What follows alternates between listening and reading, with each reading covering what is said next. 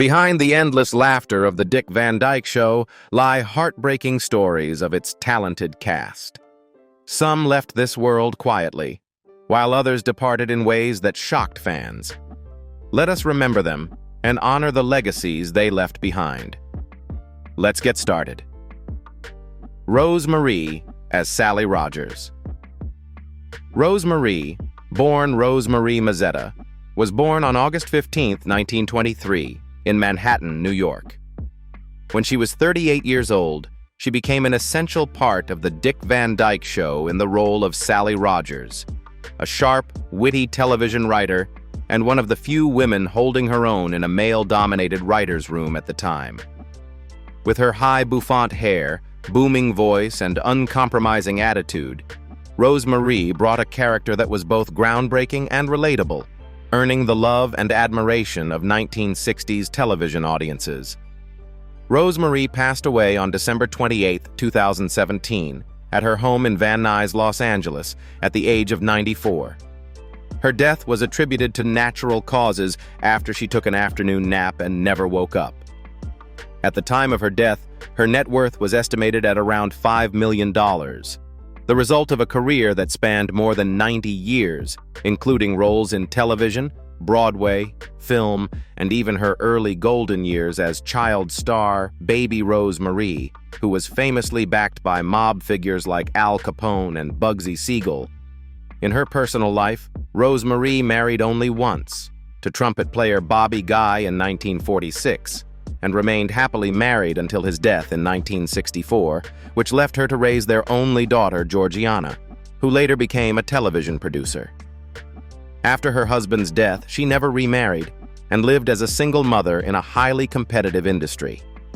Rosemary once revealed that she was removed from a film for refusing a producer's sexual advances, an experience she described as the only time she was ever harassed during her long career. She also shared a close but platonic relationship with Vince Miranda, owner of the Pussycat Theaters chain, who was said to be a spiritual companion to her in her later years. Rosemary passed away as one of the last living icons of television's golden age, but her legacy will continue to command respect in Hollywood for years to come. Mary Tyler Moore as Laura Petri. Mary Tyler Moore was born on December 29, 1936, in Brooklyn Heights, New York. In 1961, when she was exactly 24 years old, she landed the role of Laura Petri in the hit series The Dick Van Dyke Show, a modern, witty young wife with a distinct personality, best known for her bold capri pants fashion that stood out at the time. Through this role, Mary not only brought graceful humor to television screens, but also helped redefine the image of the modern American woman. Mary Tyler Moore passed away on January 25, 2017, at the age of 80, after severe complications from type 1 diabetes, a disease she had been diagnosed with since 1969. The official cause of death was cardiopulmonary arrest due to a severe case of pneumonia after she had been intubated for a week. She was laid to rest in a private ceremony at Oak Lawn Cemetery in Fairfield, Connecticut. At the time of her death, her net worth was estimated $60 million, the result of a remarkable career in television, film, and success through her co-founded production company, MTM Enterprises. Beyond being an Emmy winner and Oscar-nominated actress, Mary was also a committed social activist who advocated strongly for animal rights and diabetes research for over 30 years. Mary Tyler Moore's life was like a film filled with emotional layers. She married 3 times, but it was only her final marriage to cardiologist Robert Levine that endured, lasting 34 years until her death. The greatest sorrow of her life was the unexpected death of her only son, Richie Meeker, who died at age 24 from an accidental, self-inflicted gunshot wound.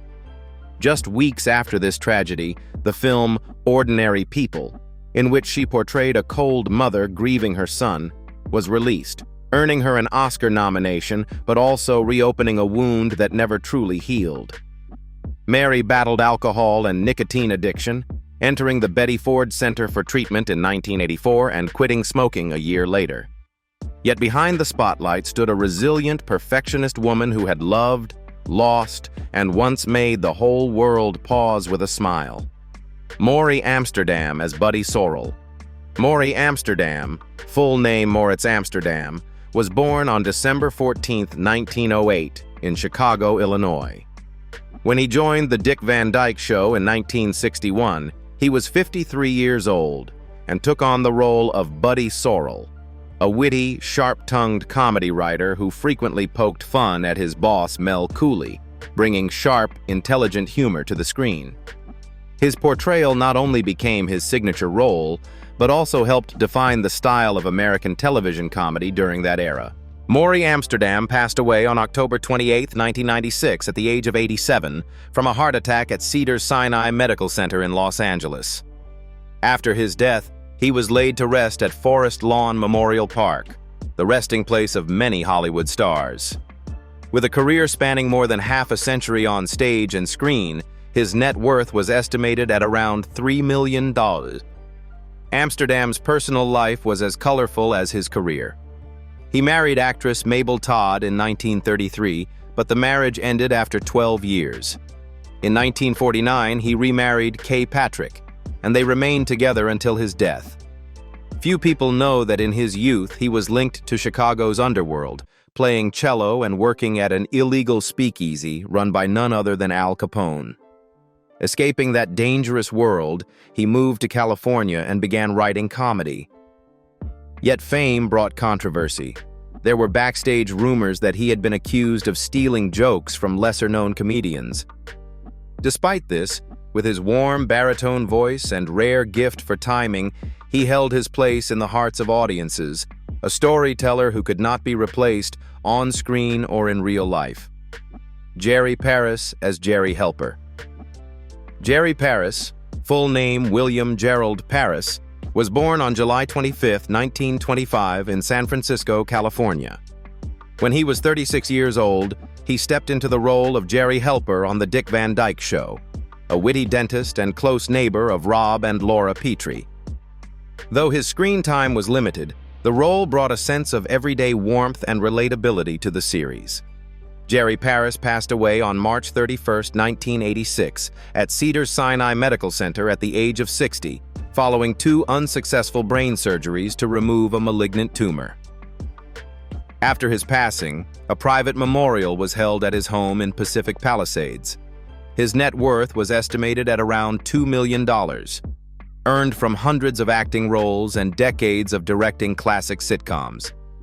However, the glow of professional success could not hide the shadows of his personal life. His marriage to Ruth Lincoln Benjamin, which began in 1954, was once considered a model of stability in Hollywood, but after multiple quiet separations, she passed away in 1980 at the age of 51, leaving behind 3 children with whom he gradually lost connection.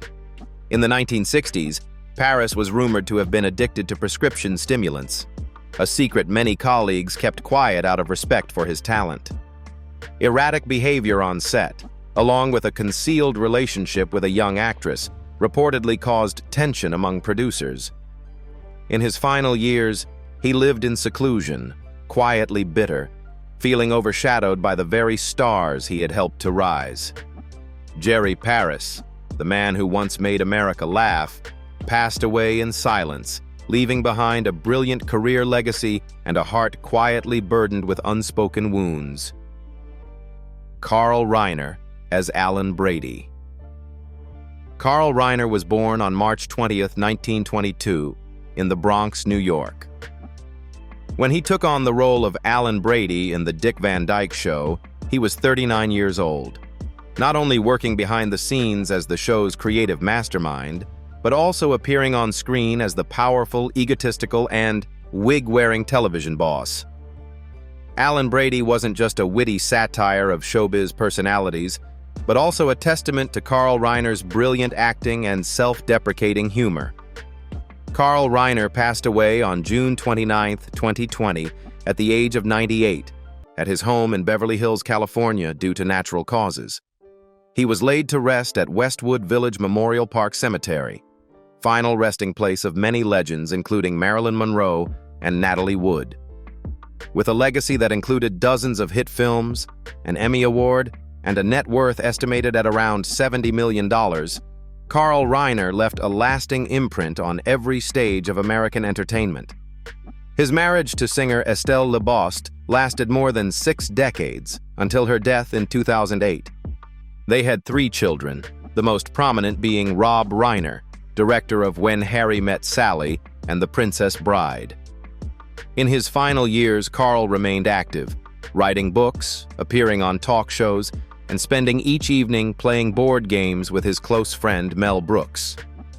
Beyond The Dick Van Dyke Show, he made a notable impact in the Ocean's 11 film series, 2001 to 2007, as Saul Bloom, an elderly con artist whose brilliance matched that of his younger days. Carl Reiner was not only the great mind behind the camera, but also the soul of a century of comedy, where laughter always walked hand in hand with intellect and kindness. Anne Morgan Gilbert as Millie Halper. Anne Morgan Gilbert was born on October 16, 1928, in Minneapolis, Minnesota. When she was 33 years old, she took on the role of Millie Halper in the acclaimed The Dick Van Dyke Show in the early 1960s.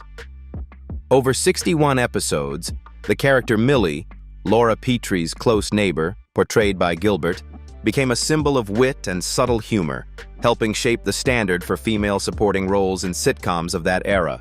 Anne Morgan Gilbert passed away on June 14, 2016 in Los Angeles, at the age of 87 after battling cancer. At the time of her passing, her net worth was estimated at about $1 million, a figure that reflected her perseverance and steady work over more than half a century.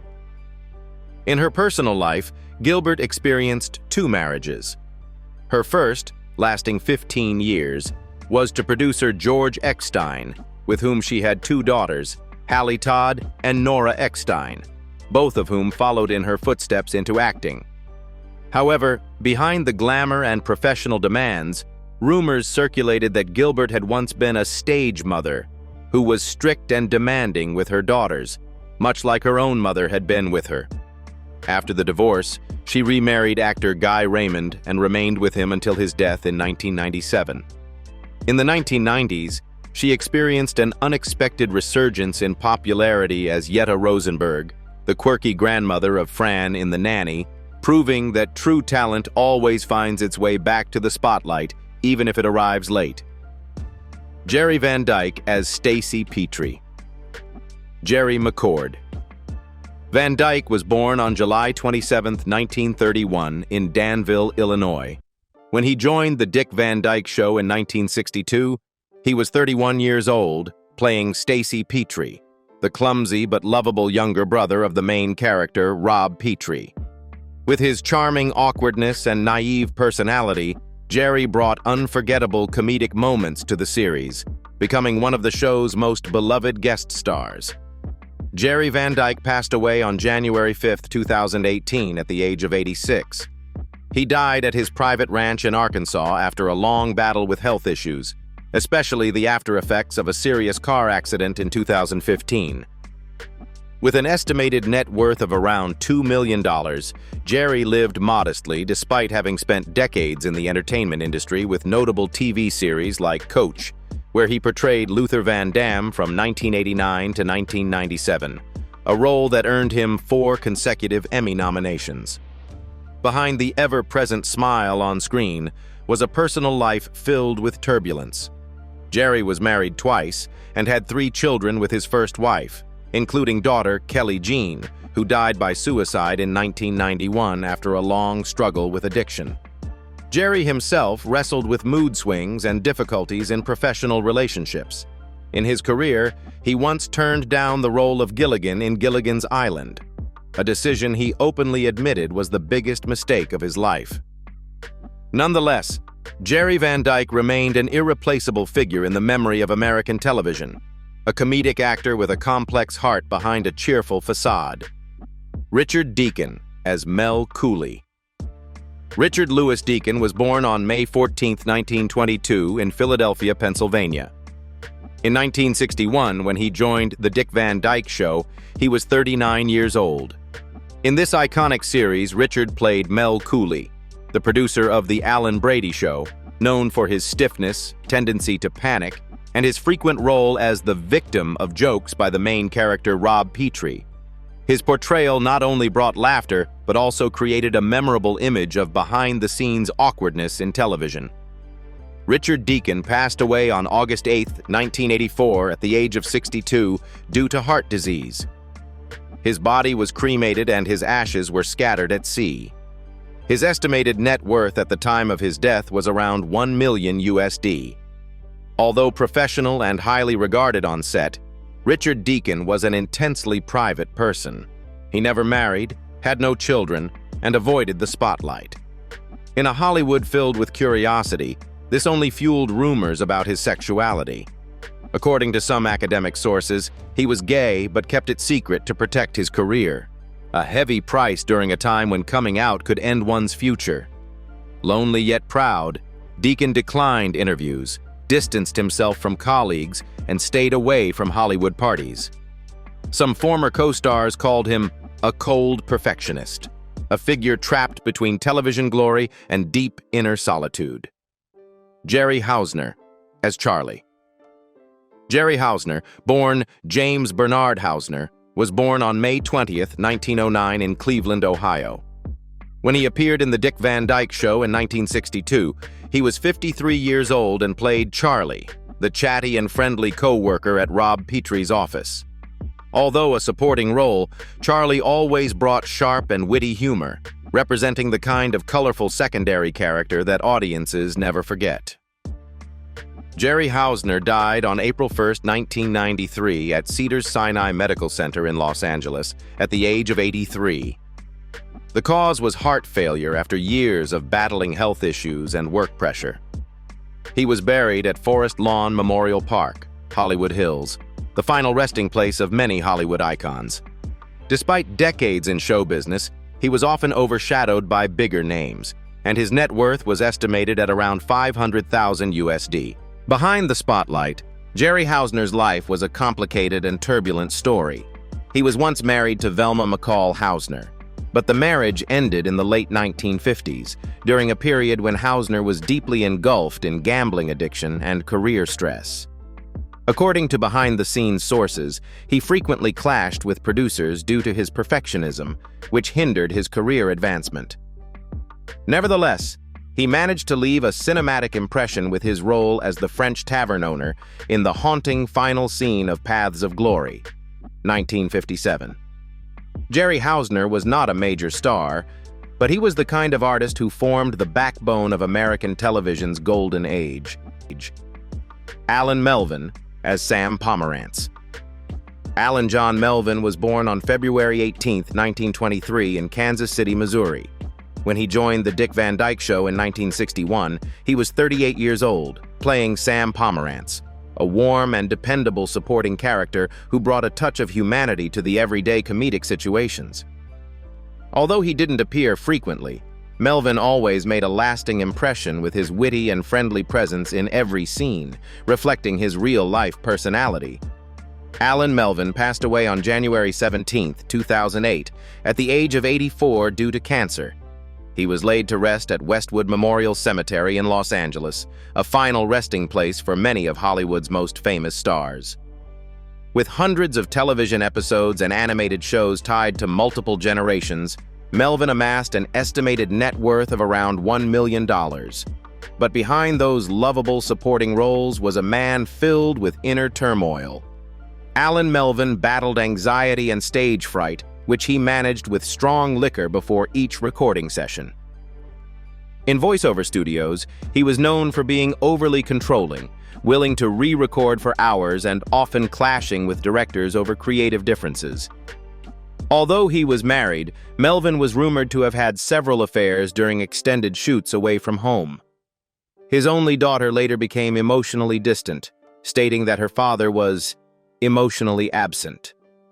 In 1977, a former assistant sued Melvin for emotional abuse. The case was quietly settled, but from then on, his behind-the-scenes image was no longer untarnished. Herby Fay as Willie. Herby Fay, whose full name was Herbert Fay, was born on February 2, 1899, in the United States. When he appeared in the Dick Van Dyke Show in 1962, he was already 63 years old, playing Willie, a supporting character remembered for his clumsy innocence, offering humorous yet sympathetic moments for the audience. With his classic and charming acting style, he reminded viewers of a bygone era of artistry gradually fading into the past. Herby Fay passed away on June 28, 1980, at the age of 81 due to heart failure. Although he frequently appeared on both television and stage, his net worth was only about $300,000, much of it lost due to poor personal decisions. Beyond the spotlight, Herby Fay's life was filled with chaos and unpredictable scandals. He was known for walking off set if given too few lines, believing he deserved more recognition. A notorious gambler, he lost thousands of dollars on horse racing and poker, often borrowing from younger colleagues.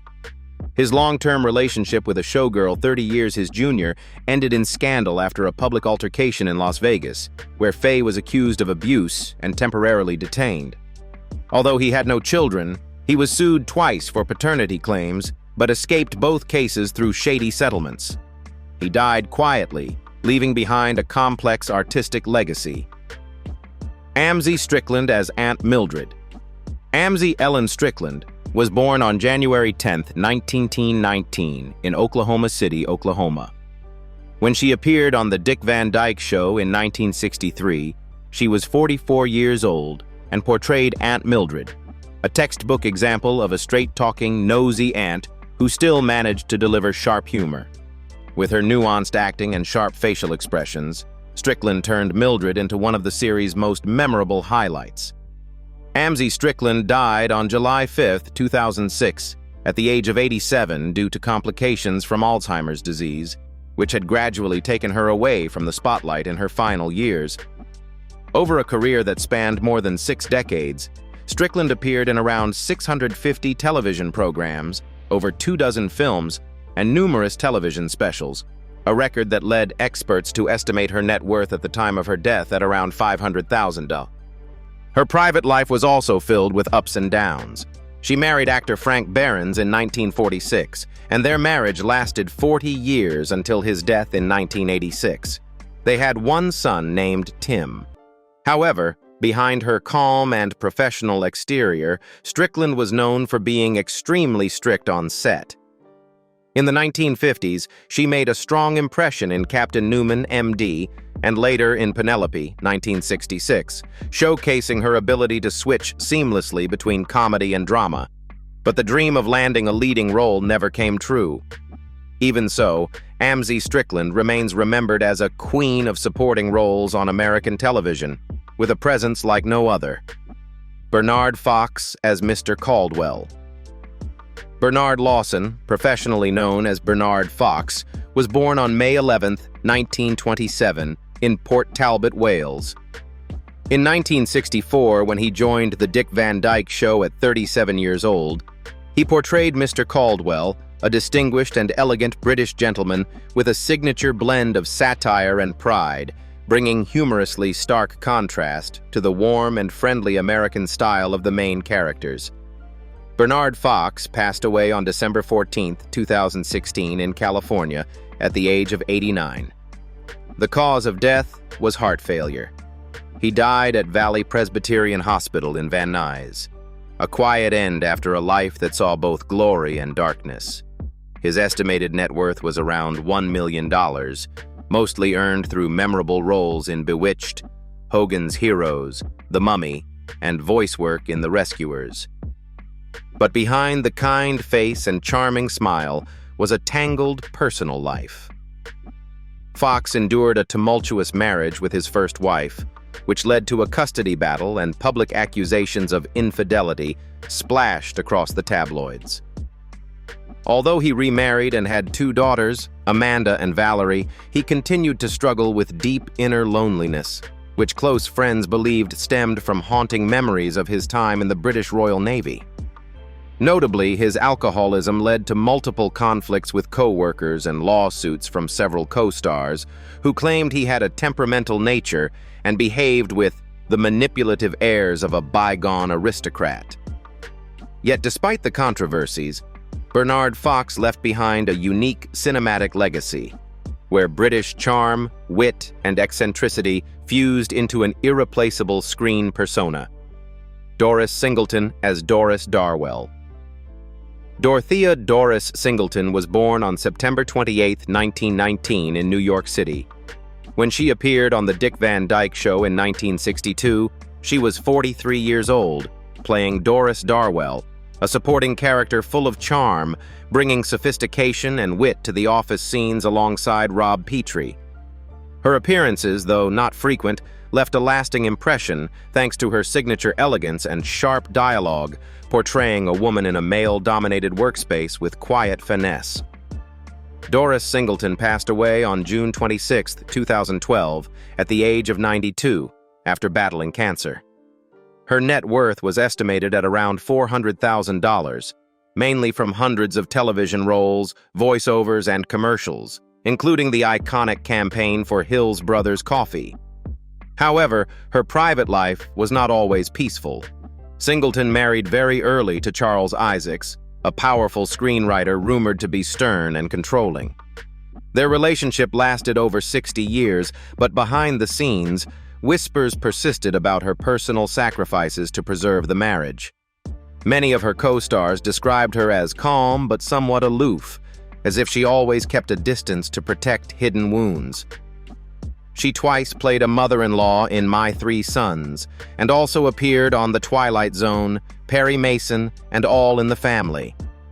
But behind the limelight was an artist who fought, step by step, to prove herself in a male-dominated industry, to earn a place that history eventually had to acknowledge. Doris Singleton passed away quietly, but her legacy on television remains, subtle, enduring, and profoundly real. Sandy Kenyon as Allergist. Sandy Kenyon, born Sanford Klein, was born on August 5, 1922 in the Bronx, New York. In 1962, at 40 years old, he appeared on The Dick Van Dyke Show as the Allergist, a small but memorable role marked by his patient demeanor and understated humor, adding a distinctive charm to the colorful ensemble cast. However, after nearly 60 years of dedication to the craft, he passed away on February 20, 2010 in Los Angeles at the age of 87. The cause was kidney cancer. Although he did not possess a vast fortune, he left behind around $400,000, mostly earned from acting and voiceover work, standing as a testament to the persistence of a life spent in the profession. Yet behind the screen was a cold and complicated truth. As a former pilot who served in World War II, Sandy Kenyon carried emotional scars that never fully healed, wounds that slowly corroded his private life. He endured multiple unhappy marriages and was rumored to have had emotionally abusive behavior and sudden outbursts. Those who worked with him described him as professional in front of the camera, but prone to losing control under stress. PTSD, combined with alcoholism, at times turned him into someone completely different, a talented artist imprisoned by his own past. Even so, he remained a respected figure among veteran actors, a man who wrestled his inner demons to deliver essential pieces of American television history. They brought laughter to millions, but behind the scenes, their lives were full of complexity. Who do you remember the most? Leave a comment below and follow the channel to discover more stories behind the screen.